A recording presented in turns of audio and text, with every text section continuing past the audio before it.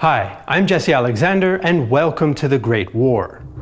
The peace settlements after 1918 had divided up the former Ottoman territories in the Middle East into British and French mandates. Britain took control of Mandate Palestine, but the territory would prove very difficult to govern. One of the flashpoints was Zionist Jewish settlement of the Holy Land, a controversial topic today and back in 1921. So in this episode, we'll take a look at the practical implications of Jewish settlement in Palestine after 1918 and the violence that resulted. And it all happened exactly 100 years ago. To understand the clashes in Palestine in 1921, we've got to go back to 19th century Europe and the idea of Zionism. Nationalist concepts often excluded Jews, and in Russia and parts of Eastern Europe, there were regular outbreaks of anti-Semitic violence. These became more intense after the assassination of Tsar Alexander II in 1881, even though his assassin was not Jewish. Faced with discrimination and pogroms, Jewish thinkers like Theodor Herzl began to theorize about a Jewish national home where Jews could live in peace and security. This was the origin of the modern Zionist movement, which at first considered numerous places around the world for a possible Jewish homeland before Ottoman Palestine became the most popular option. In 1896, Herzl published The Jewish State, an attempt at a modern solution to the Jewish question, in which he envisioned a sovereign Jewish state formed by migration in Palestine or possibly Argentina. Not all Jews supported Zionism, but it gained influence quickly. Jews had lived in Palestine from ancient times, and 19th century European Jews had been migrating before Zionism, but it wasn't a national movement. Most migrants were elderly Jews who wanted to live out their final years in the holy cities. But by the eve of the First World War, many younger Jews who identified as Zionists began to arrive. Some of them brought socialist ideas from Europe and formed communal settlements known as kibbutz. Although exact numbers are disputed, around 40,000 Jews arrived between 1909 and 1918, which nearly doubled the Jewish population to 85,000. Jews represented about 10% of the population, while the other 90% was mostly Arab Muslims and Christians. Some Zionists weren't worried about the Arab majority. In fact, in 1909, Zionist activist David Ben-Gurion thought that Arabs would benefit as well. The Jewish settlement is not designed to undermine the position of the Arab community. On the contrary, it will salvage it from its economic misery, lift it from its social decline, and rescue it from physical and moral degeneration. Our Renaissance in Palestine will come through the country's regeneration, that is, the Renaissance of its Arab inhabitants. Many Arabs felt otherwise, like the editors of the Philistine newspaper in 1914.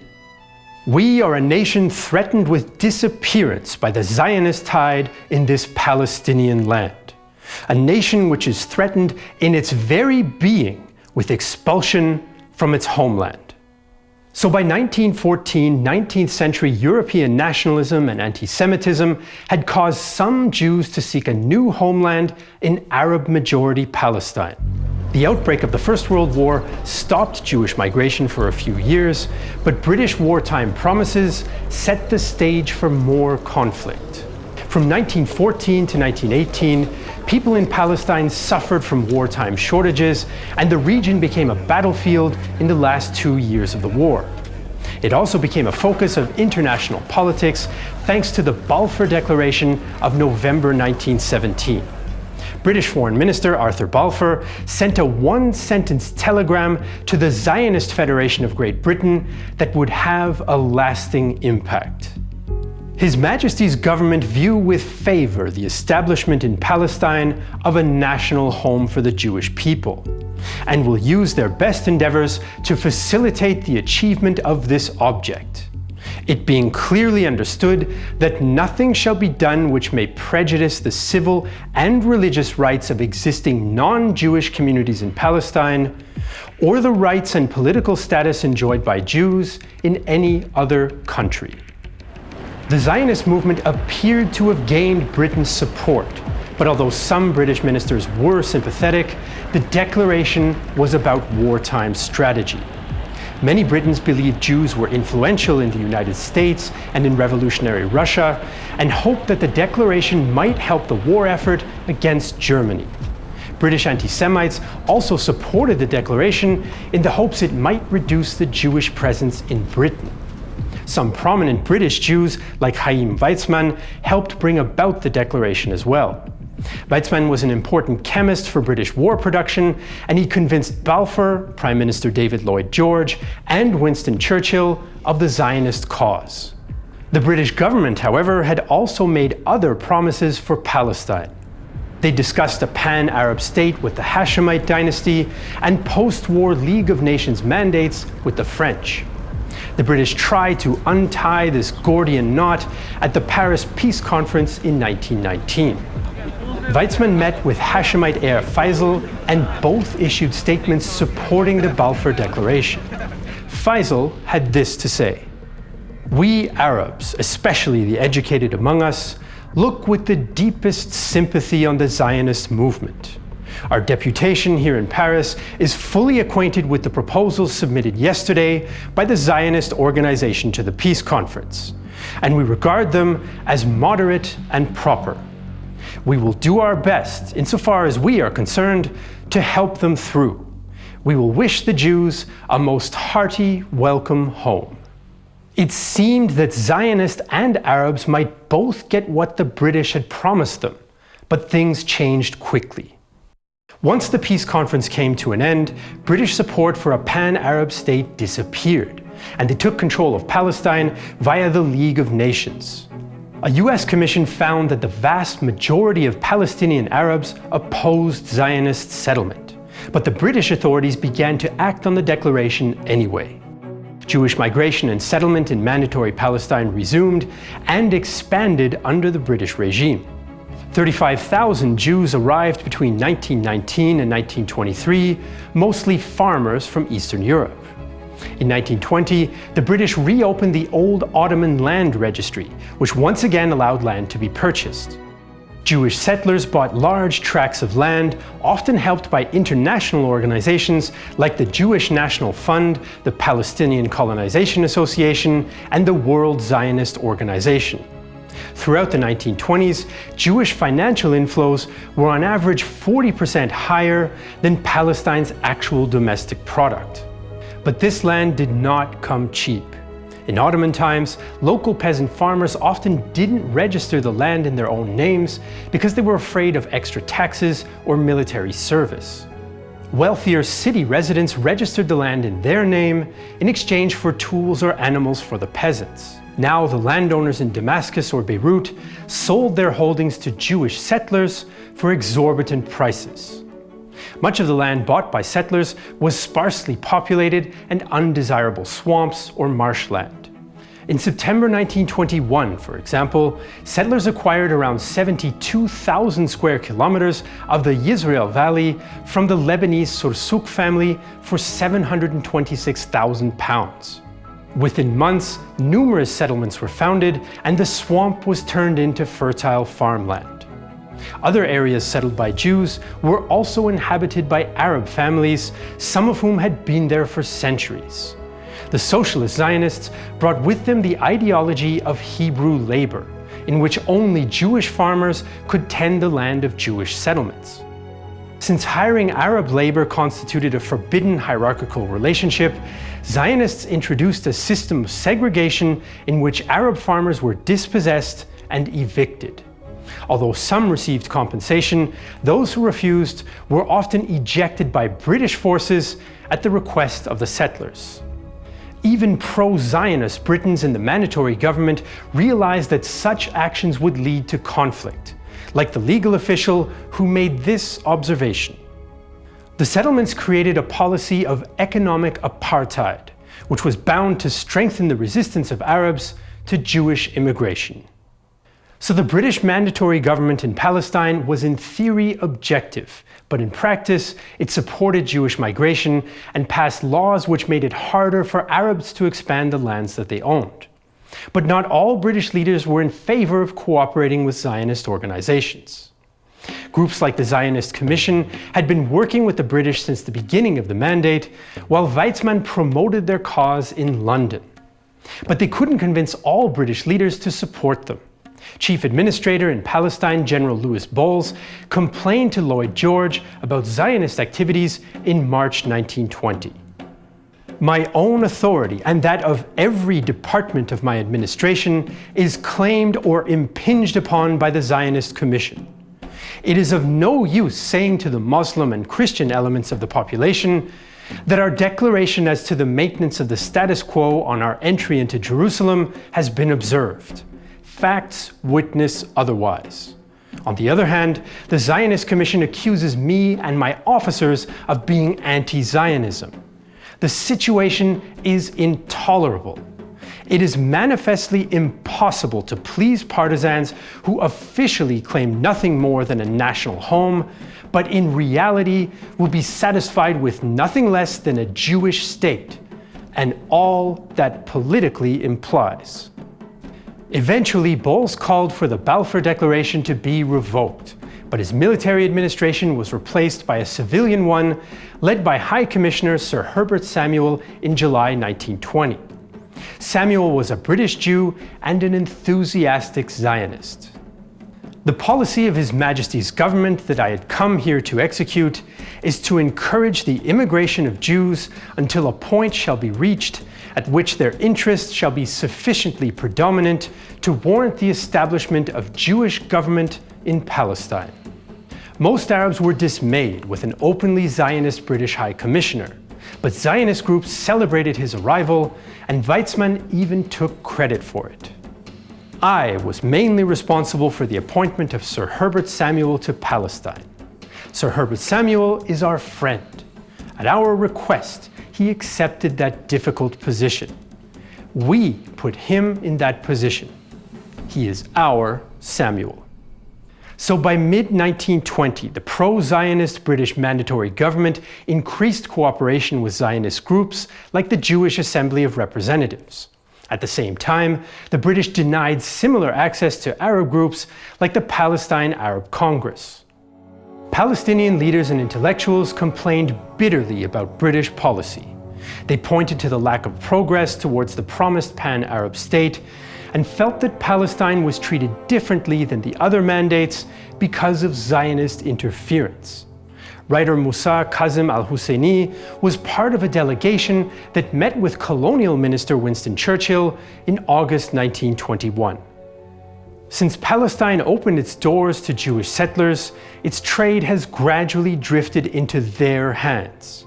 They depreciate the value of land and property, and at the same time manipulate a financial crisis in order that landlords under the stress of need should sell out at ruinous prices. Can Europe then expect the Arabs to live and work with such a neighbor? Had not England better find a country for them in the vast, uninhabited regions of her great empire? Churchill reiterated that Zionism should also benefit the Arabs, but he made it clear that British policy would not change. The British government means to carry out the Balfour Declaration. I have told you so again and again. I told you so at Jerusalem. I told you so at the House of Commons the other day. I tell you so now. We intend to bring more Jews in. We do not intend you to be allowed to stop more from coming in. During the early years of the British Mandate, conditions in Palestine like education, life expectancy, and agriculture had improved, which also fueled Arab immigration from neighboring areas. But it's debated to what extent these improvements in the quality of life were due to Jewish development, which was mostly limited to areas they settled. Conditions had already been improving under the Ottomans before the war, and infrastructure improvements in the Mandate were funded by the British. But some Jews, like Palestinian-born Yitzhak Epstein, felt that material improvements could not heal the rift with the Arabs. Indeed, the Jewish Yishuv has already bestowed considerable bounty on the country's inhabitants. But all of this will not compensate for what we have subverted. How strong is the envy of people who have been swept off their land? The British administration did eventually offer Palestinian Arab leaders a representative assembly with a Muslim majority, but it would be purely advisory and have no actual powers. The Palestinians refused because they felt that accepting would be a tacit acceptance of the Balfour Declaration. Palestinian political opposition to Zionism failed to stop Jewish migration for different reasons. The British refused to accredit Arab congresses, the Palestinians were divided on whether they wanted a Palestinian or pan-Arab state and along tribal lines, and the British mandatory government gradually removed pro-Arab administrators. So Palestinian Arabs were unhappy with British support for Zionism and the lack of Arab representation. The tensions soon turned violent, and riots broke out in February and May 1920. But events in May 1921 overshadowed all previous incidents. Like the British and the Arab Palestinians, Zionist Jewish settlers were also divided amongst themselves. Relations were especially bad between two socialist parties. The mostly Russian Jewish Socialist Workers' Party wanted a Soviet Palestine, an idea opposed by the much larger Labour Unity Party.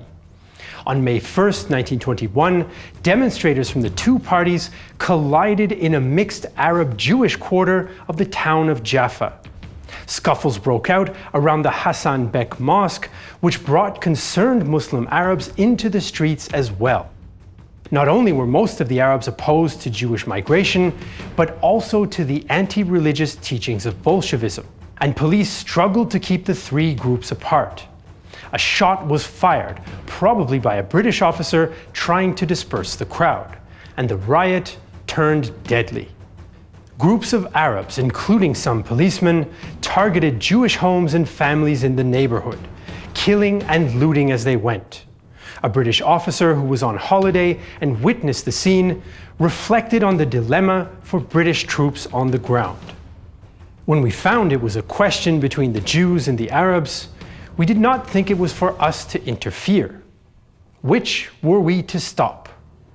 By the end of the day, 27 Jews were killed and more than 100 wounded.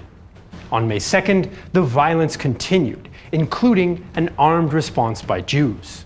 Underground defense groups known as Haganah that had been formed in 1920 now sprang into action. Arab accounts of Jewish attacks on May 2nd read much like Jewish accounts of Arab attacks the previous day. Although the Haganah officially forbade acts of revenge, Jewish groups beat and shot Arabs who they thought were involved in the previous day's violence. Over the next few days, the rioting spread to neighboring villages.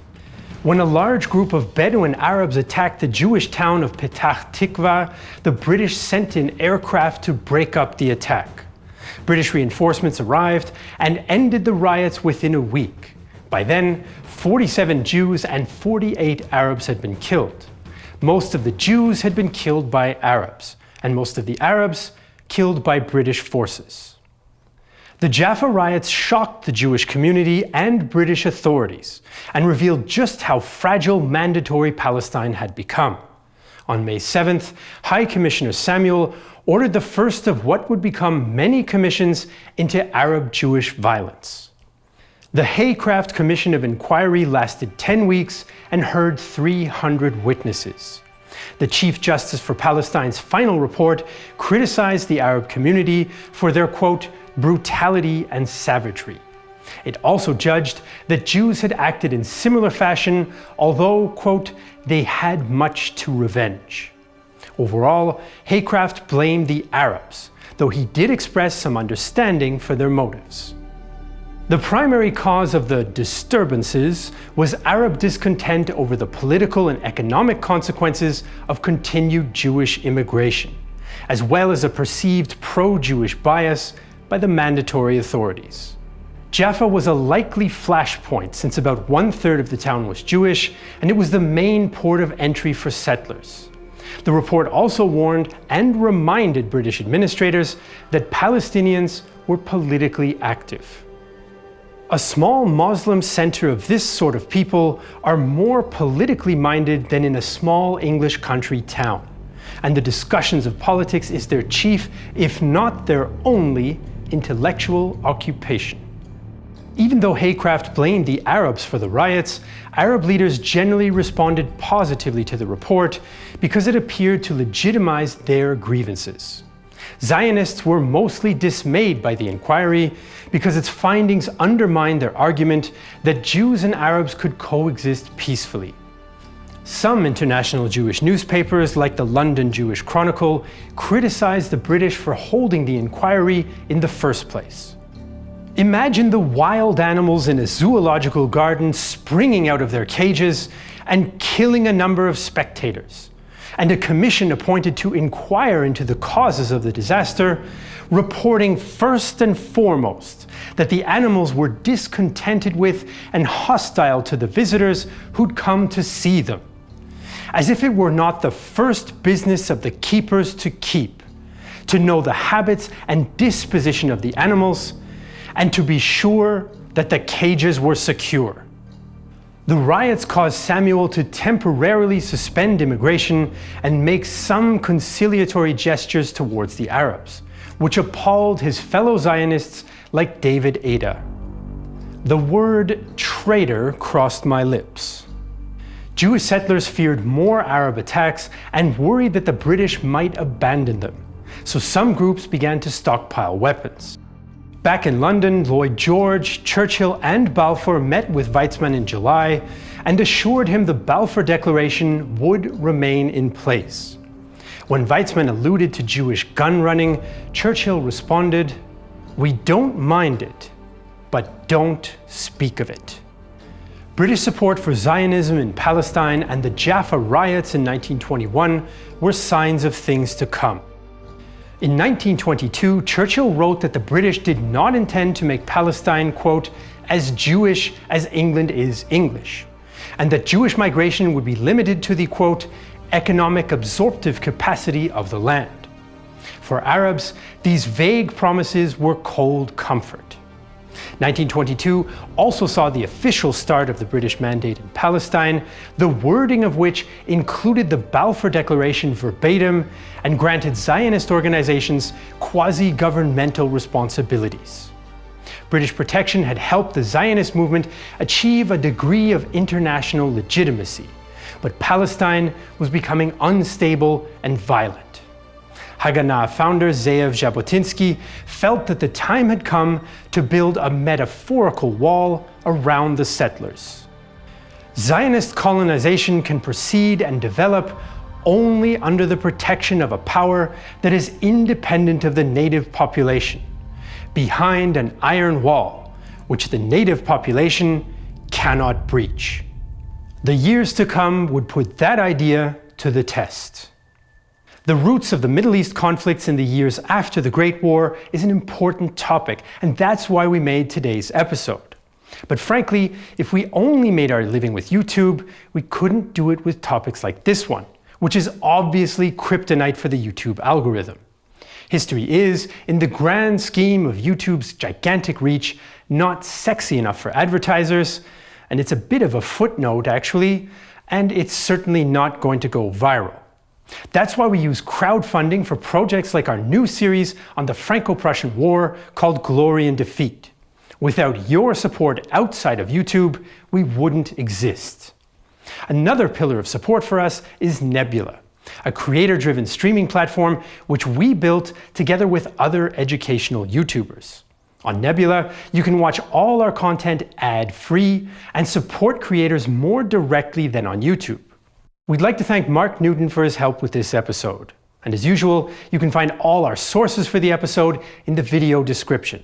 And if you want to support our channel, you can support us on Patreon, and the link for that is in the video description as well. I'm Jesse Alexander, and this is The Great War 1921, a production of Real-Time History and the only YouTube history channel that is resigned that the comment section is going to be a dumpster fire.